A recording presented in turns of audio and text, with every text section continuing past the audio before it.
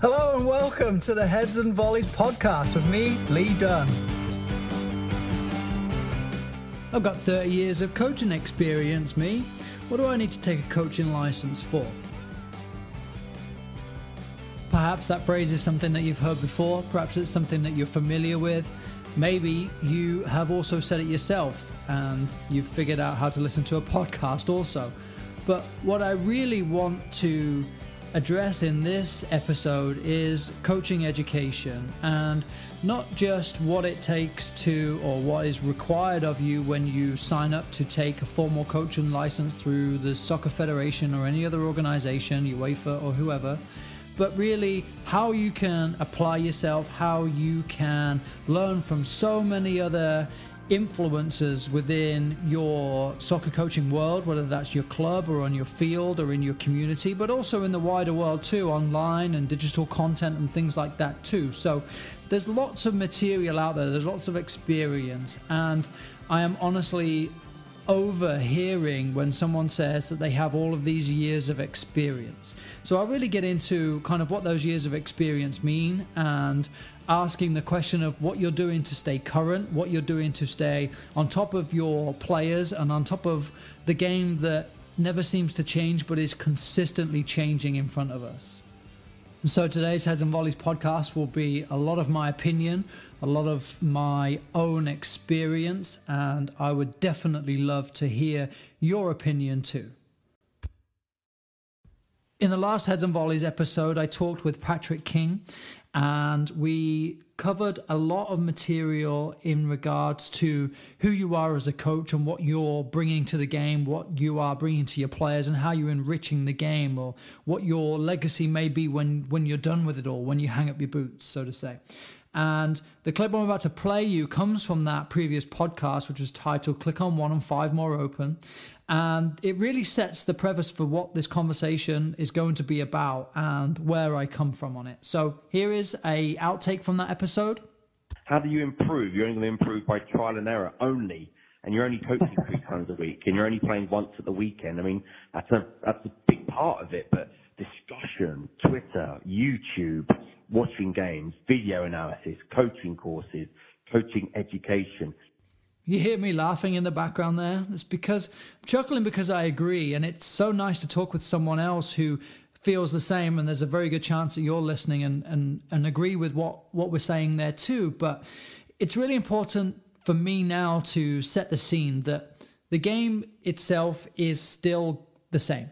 You're still playing within the same lines, the rules are very much the same, but the players that you're working with are changing. So your 30 years of experience, 10 years of experience, playing experience, whatever it may be, is still valid. It's completely valid. You have an incredible experience. And something both Patrick and I talked about was this kind of jealousy of not having played at such a high level to have that almost on our resume. But understanding who your players are. We are working with a screen age athlete. A screen age athlete. Think about you finishing practice. Every kid picks up their phone. Probably you pick up your phone too. So you might be called a screen age coach too. That screen age athlete doesn't want to run around the field to warm up. They are privy to more information than they know what to do with. They see through their Instagram professional teams warming up. They see skill challenges. They see teams doing all sorts of things, but what they don't see is those players taking a lap around the field, which most coaches still ask their players to do. So think about them being in a world of instant gratification. And it's not just kids these days. Think about the fact that you might want pizza right now. Well, you're not going to get it right now, but in 30 minutes, having picked up your phone, you can have that pizza delivered to your front door. That's the instant gratification world that we're all living in. So think about when your kids turn up to practice, and I recently released a blog post on this, and I'll add the link in the show notes for you, but the war against Fortnite. I turned on Fortnite on my PlayStation, and within 2 minutes, I was jumping into the game to play. Within 2 minutes. How many of your practices or how many of your engagements with your players can you boast that they are playing or they are active within 2 minutes? And remember why they're there. They're there to play soccer. So yeah, sure, they get there and they take a lap, but they're not actually doing what they're there to do within 2 minutes if it takes them longer than 2 minutes to run a lap. So why are they quitting? Well, they would probably quit because they're there to play soccer and you're making them run. So then think the common quote, kids these days are lucky. They don't know how good they have it. Or back in my day, we had to do this and we had to do that. Well, they're not in your day and they don't have to do it if they don't want to. So they'll quit. Now, we seem to say, well, you know, society's changed. We are okay with kids just quitting. They're too soft nowadays. But they really don't have to stay committed if they live in a world where everything they want, they get instantly. Why would they want to work hard towards a championship or a tournament victory when it's much easier to go on to something else? Well, that's where your role as a coach is still super valuable, and moments of coach education and coaching license and all of those things that Patrick mentioned will help connect you with your player further. As I said, the white lines on the soccer field will never change, but the person that you're interacting with is changing all of the time. So how can you adapt to be at their level? At their level. Your 30 years of experience may well have come from the way you were coached or the way you would prefer to coach, but in 30 years you become very stagnant and not a lot is changing. Your players will begin to leave you. And I think if anybody is listening to this, having recently taken a coaching license, they can boast to the experience and to the enriching moments that they took away. And it's typically the small nuances that you pick up from listening to someone who maybe has a little bit more experience, but generally has a different background or a different philosophy on working with players in different ways. How many of you are willing to, for example, text your players? How many of you have a group chat? How many of you would play Fortnite with your players? If you can connect with your players on their level, now they might join you at your level when you're asking them to strive and to be under pressure and to be in uncomfortable situations that, as I just mentioned, are easier for them to walk away from and go and join something else. So regardless of your coaching experience, and if you are a brand new volunteer coach, you've just been given a bag of balls because you stepped up to coach your kid at third grade soccer, or you are this experienced coach, shall we say, with 30 years plus experience, how do you get to this stage of being uncomfortable enough to take on a new coaching license or to join some form of a mastermind or mentorship role where you are able to either pass on your information or begin to pick up new information, but also have this mindset that your way is not the only way and there are lots of ways out there that you can begin to learn and begin to pick from to then take that and apply that to your own experience. Typically, the situation is the older you are and the whiter you are king. You are top of the pile. And that's just not fair. That's not the right way. When you look at many coaching courses, it's young people, it's male, female is growing, but it's predominantly male. How do we get away from the reliance upon a solid coach education license letter that then distinguishes how much of a good coach you are? Because unfortunately, that's how it is here in the US. You have an A license, you are good. Doesn't matter when you got it, what year you got it, you have an A license, you're up there. You have an F license or an E license, then you're not bad, but you've got a long way to go. And if you've taken any other license, then that's kind of scoffed upon because for a long time it was used as a comparison. So you may have taken an advanced national license through the United Soccer Coaches, or formerly National Soccer Coaches Association of America. And people would say, oh, that's like a B license.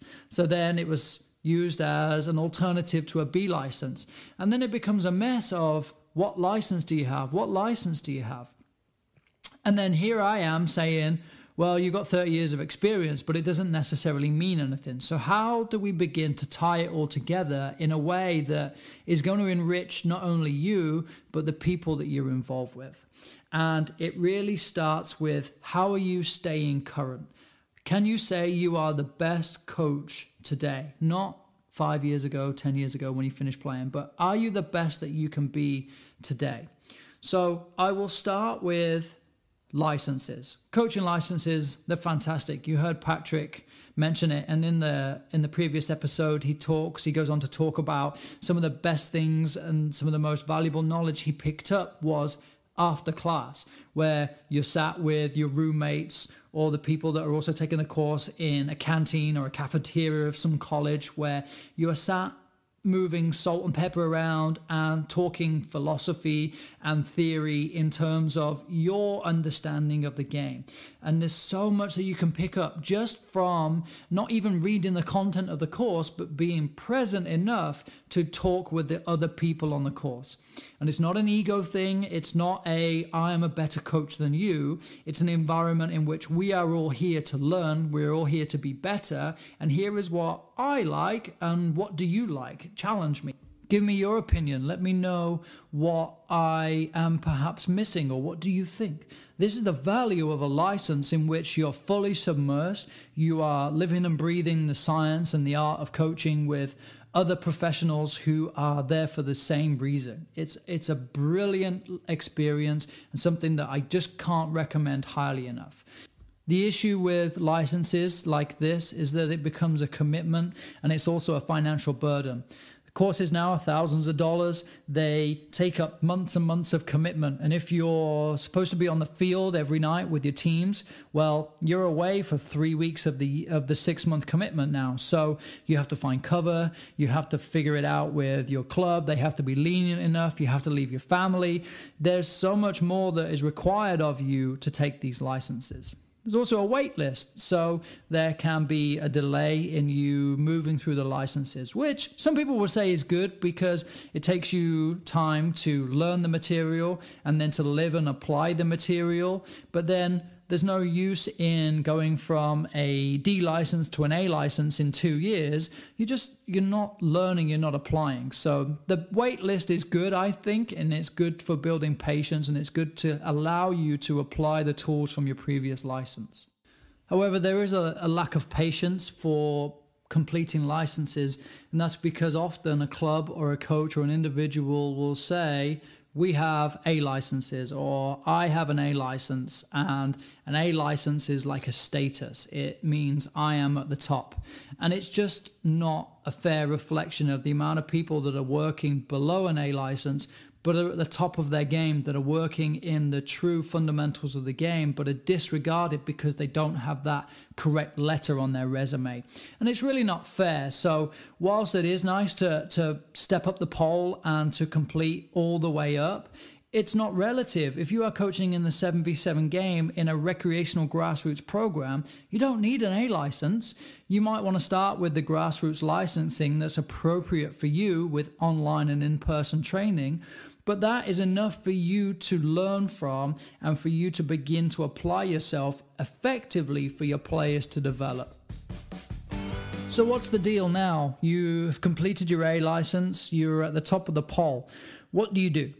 And then the same question goes to the volunteer or part-time coach that can't commit to a week, a month, a 6-month commitment of a coaching license. What do you do? How do you get better? How do you stay current? What is your environment providing to you?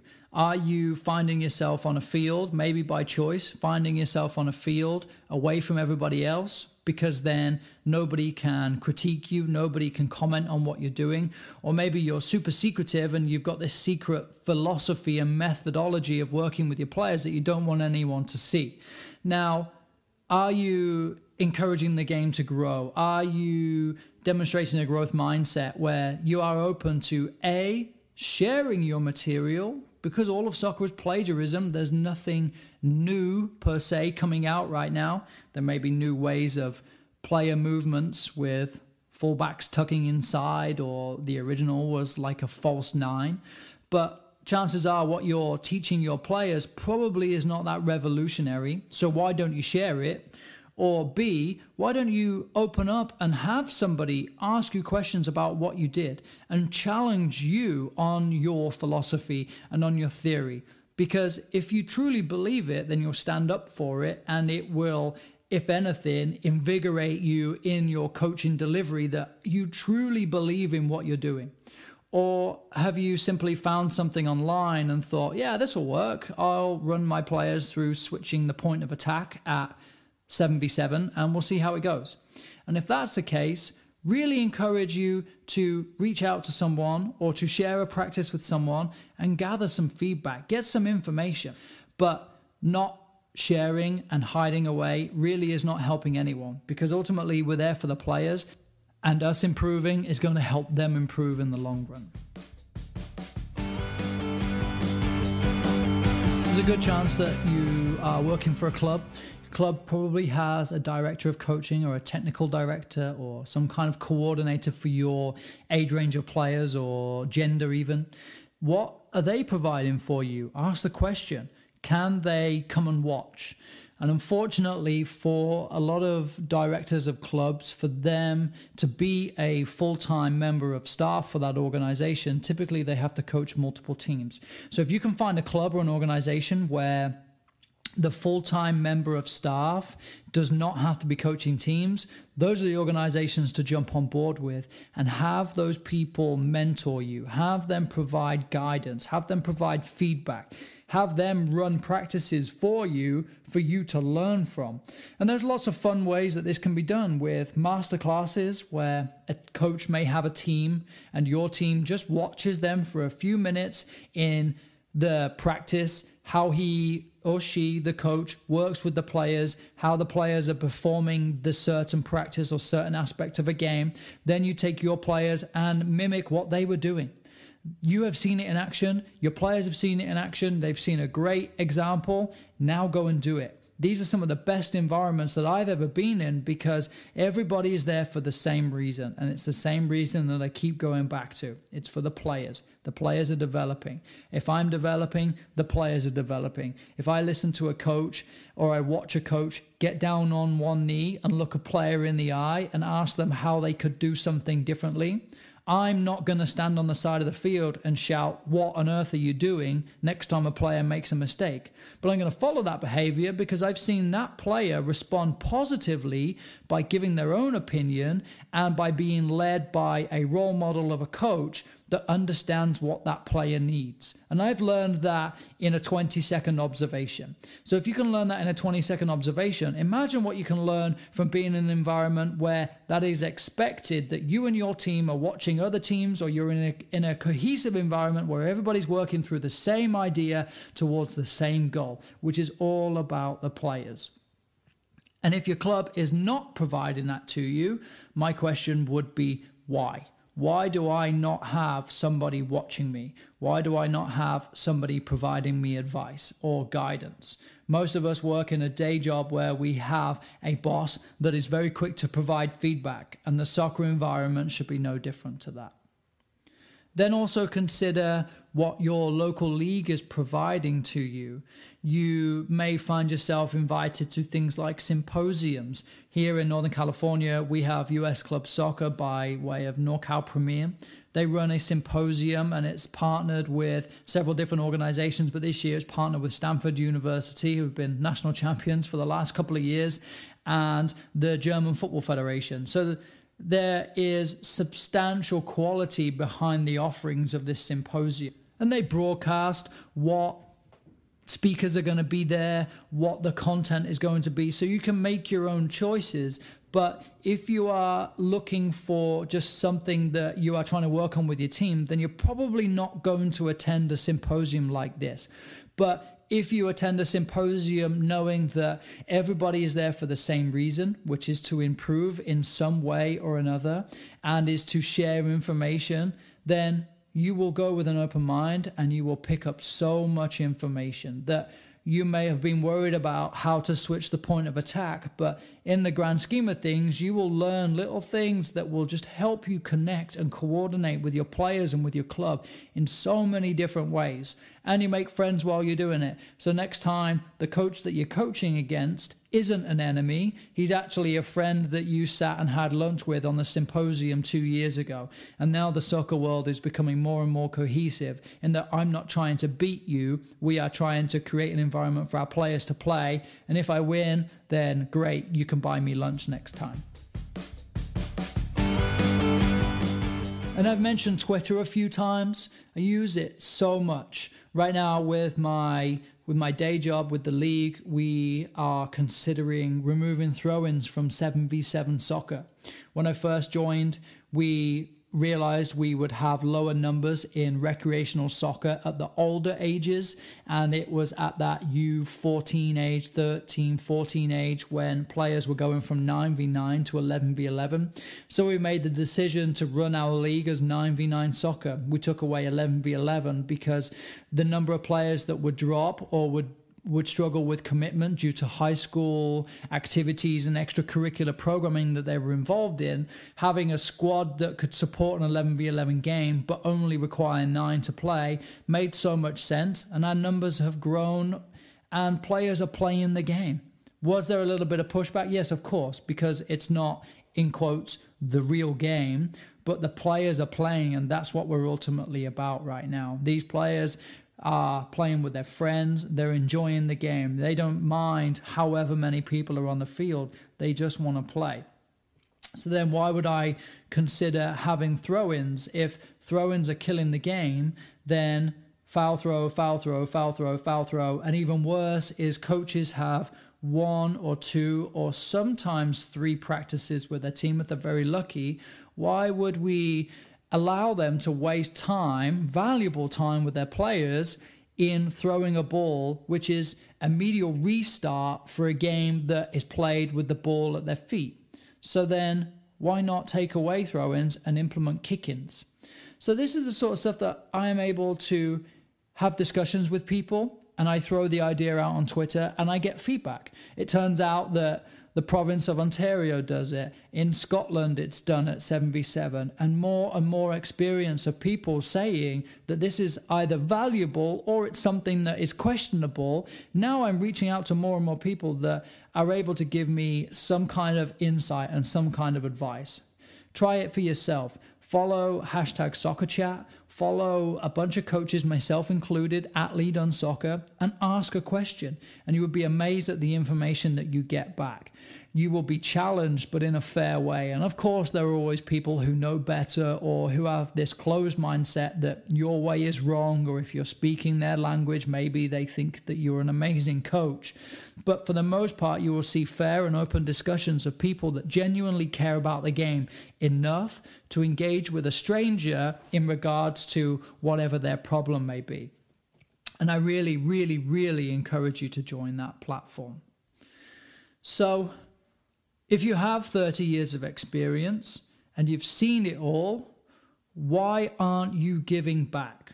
Are you a coach educator? Could you become a coach educator? Could you offer your time, your services, whether that's for fee or not? Could you offer that value, your value, to an organization who needs it?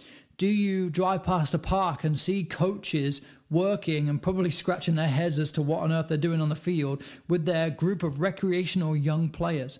How can you give it back? How can you share that knowledge, this growth mindset? So I started with the gripe of, I've got 30 years of experience. I've seen it all. I don't need to take a coaching license. And whilst that's certainly true that 30 years of experience can be super valuable, I believe it's only valuable if you've been in the right environments where you've had role models, or you have spent a lot of that time learning underneath other experienced coaches and in various environments too. If you've spent 30 years within a high school setting and you've been the head coach for 30 years, then I don't think that your education or what you can offer is as rich as what somebody who has that alternative experience can be. So I guess what I'm really saying is just be conscious conscious of anybody that says the amount of years of experience they have, and then question where it came from. What do they have to offer to you or to your experience or to your growth? Something that is really going to help you to develop. Wrap this up with just final thoughts on how you can remain focused and engaged and developing in a world where a coaching license costs a lot of money. And a lot of that can be found online. I mentioned Twitter earlier, but there are also avenues like YouTube. You can become effectively a disciple of a coach, and you can follow that coach from their humble beginnings. You look at coaches like Jurgen Klopp, and there's books about him, but his original foundation of coaching was in the B leagues of the Bundesliga in Germany, and then he ended up doing punditry on the TV in Germany for the World Cup.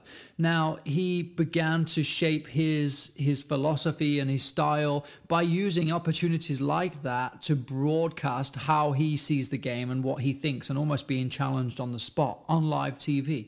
So follow people like that. Find certain coaches that play a way that you enjoy. And even if you don't enjoy it, become familiar with what they're doing, because there's a chance that if you are playing at a higher level, you will play against a coach that may employ a certain tactic, but your tactical understanding will significantly increase as you begin to understand who, what, where, when, and why is going on the field, and not just following the ball. And I think that you'll find a lot of value on YouTube, because people use tactical cameras to break down the play. And if you watch on TV, often it becomes a focus on the ball and a focus on the immediate action, when really what we're looking to do is to get away from coaching on the ball and impacting around the game. So the players that are in the wider positions, or the players that may be behind the ball, and there may be defenders that aren't even involved in the attack, and having them organized. So little things like that you can really begin to pick up on for free just from spending some time on YouTube. And we all follow certain soccer accounts on Instagram or Facebook, and those also do the same thing. So begin to identify the people that you believe will have some value for you and begin to connect with them. Ask them questions, or even just like and engage in their videos, because that is how you're also going to learn. It's informal, and much like I said about some of the coaching licenses I've taken before, the best experience is when you've actually had that moment to talk and engage with other people. So if you are able to do that with someone through their online platform, then effectively you're fulfilling the same experience, and you're engaging with people in a way that is going to help you develop. It's almost like personal learning. How can I do this with my players? Or how can I engage this way? Or how do I bring this style of play into my team? So I want to hear from you. At LeeDunneSoccer on Twitter. You can also use the voice memo from Anchor. That's in the show notes. Just click on the link and it'll take you away. Send me a voicemail. I would love to hear from you. What are you thinking? What do you feel or think about this coaching environment? Is it inclusive? Does it allow everybody to succeed? Is it important that we have a licensing structure when many other sports do not? And that's something that I often get pushback for in our league. But I really want to hear from you. Thanks as always to Tactical Pad for their support in this. Not only does it help you make your coaching sessions look better, but it helps you engage with your players in other ways. They enjoy doing, they enjoy seeing too. So why not connect with them via a message and send them this GIF of what the practice is going to be. I share them on my Twitter often, I share them on my Instagram. My players really enjoy seeing what's being asked of them and challenging themselves to even better what that GIF was showing them. So definitely check out Tactical Pad. It's on my website, LeeDunneSoccer.com. Jump on there and get yourself a discount with a membership on there too. Thank you so much for listening to my soapbox on this coaching license environment and what's required of you as a coach, and how it can really, really benefit you in so many ways other than having that letter on your resume. So get out there, go and engage with other coaches, with other environments, go and ask questions, engage online, and definitely pass this podcast on to anyone you come across. Thanks so much. More Heads and Volleys coming very soon.